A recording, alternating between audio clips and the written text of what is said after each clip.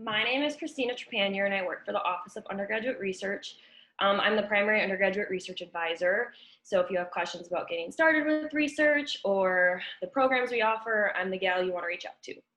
I've shared our website and set up a PowerPoint today because I have a lot of information to share in a short period of time, and I'm probably going to talk really, really fast. So if you have any questions, just let me know. But first and foremost, I'm going to start out with the About Us page because I think it's important to know how to contact us and kind of who's working in our office. So even though we're all working remote, we're up and fully functioning, so you can reach out to us generally with our email and phone number during our normal business hours, and we'll get back to you and help you in any way we can. My information is right here.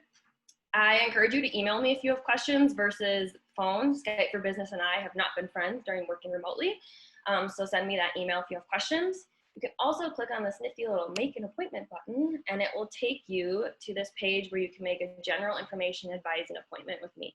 It is held virtually, so we can do it through the phone or through like Skype essentially, and we can talk about all things research that we don't have enough time to cover today. I'm going to jump right in and start talking about our first program we offer, which is the Undergraduate Research Opportunities Program, or UROP, as you often hear it referred to. This is the most popular program we have because we provide you a $1,200 stipend over the course of the semester to work 120 hours with a faculty mentor. How you work those 120 hours, you and your faculty mentor figure out. So if you're wondering how you find a faculty mentor and how you find a research opportunity, those are all things we talk about in an advising meeting in detail.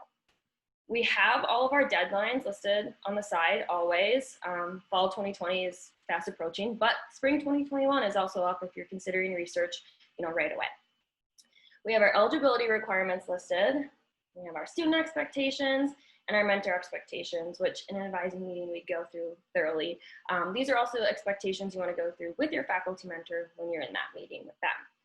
I do want to highlight two student expectations that we're going to talk about today. So attend at least 2 undergraduate research education series events, and then presenting your research at our undergraduate research symposium. With UROP though, you can do 2 semesters of UROP. They can be back-to-back. They don't have to be same faculty mentor. They don't have to be same research project. They don't have to be. How you choose to do those 2 semesters, if you want to do 2 semesters of research, is really ideally up to you. Just know that if you're going on to that second semester with that same faculty mentor on that same research project, you still have to apply with a whole new application. How to apply is the tab you're going to want to look at to see our application process. And again, in an advising meeting, we'd go over that in thorough detail because it is a pretty hectic process. But we're going to jump over and talk about those undergraduate research education series events that I mentioned. So this is open to everyone across campus, whether you're doing research through our office or not. But if you do UROP through our office, you have to attend 2 of these. Each semester you do UROP. So that could be 4 total if you do 2 semesters. Ideally, we'd like you to attend the 2 that are interesting, but in the real world, you're going to attend the 2 that fit in your schedule, and that's okay. So these are held virtually this summer. Usually they're held in person, but they're held every semester, so spring, summer, and fall. I think these personally also help you successfully be a student here at the U. If you have to write a research paper, doing library research might be kind of helpful.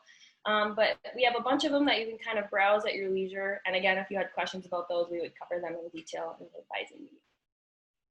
I also really quickly want to talk about the Undergraduate Research Symposium. So this is, again, open to everyone across campus, regardless if you're doing research with us or not. But if you're doing your through our office, you do have to attend this. It was held virtually this year due to COVID, but usually it's in person in spring in the ballroom. I encourage you to look at what students have submitted though, because it is pretty remarkable how students came together during COVID, like right in the middle of their research. So it was pretty cool. But you can do a poster presentation, an oral presentation, a performance, a visual arts, an exhibit, kind of whatever your heart desires, we let you present. So you just apply and you show up and you present that day. It's also really cool to see what other students are presenting. There's a lot of really cool research just happening across campus. The other fun program we offer is the Summer Program for Undergraduate Research, or SPUR, we call it. All these fun acronyms. So SPUR was canceled this summer due to COVID, but we're hoping it'll be up and running again next summer. This is a 10-week research experience. So you work 35 to 40 hours a week and you get a $4,000 or $5,000 stipend. So it's a great way to get a lot of research experience in a short period of time because 35 to 40 hours a week is a full-time job and you're doing that for 10 weeks. SPUR is a little different than UROP though, in that UROP you find that faculty mentor and that research experience and you go about it that way. With Spur, faculty actually email us, make a really good case why we should post this opportunity, and then you apply to it and you spend the next 10 weeks with them. So it's a pretty cool opportunity if that's something you're thinking about. Fingers crossed, we'll be able to do it next summer. The other thing we offer are travel and small grants. So travel grants are for, you guessed it, anything related to travel for up to $500. They can cover airfare, lodging, conference registration, etc. And then small grants are for up to $200, and they can cover research supplies, special training fees, whatever else you may need to do your research project successfully. So if you're like, oh, I need to buy that for this project, consider applying for a small grant. Small grants and travel grants are competitive in that we can't award everyone, so we encourage students to apply as often as you can and as early as you can. And you can get one travel grant and one small grant as a U student. We also have this cool designation we can offer you, the Undergraduate Research Scholar designation. You will get shiny cords to wear at graduation, and you'll get a cool designation on your transcripts. All you have to do is complete 2 semesters of research, cross-campus, through us, whatever it may be, present at that symposium, and then submit to our Undergraduate Research Journal. The Undergraduate Research Journal sounds a lot scarier than it is, I promise.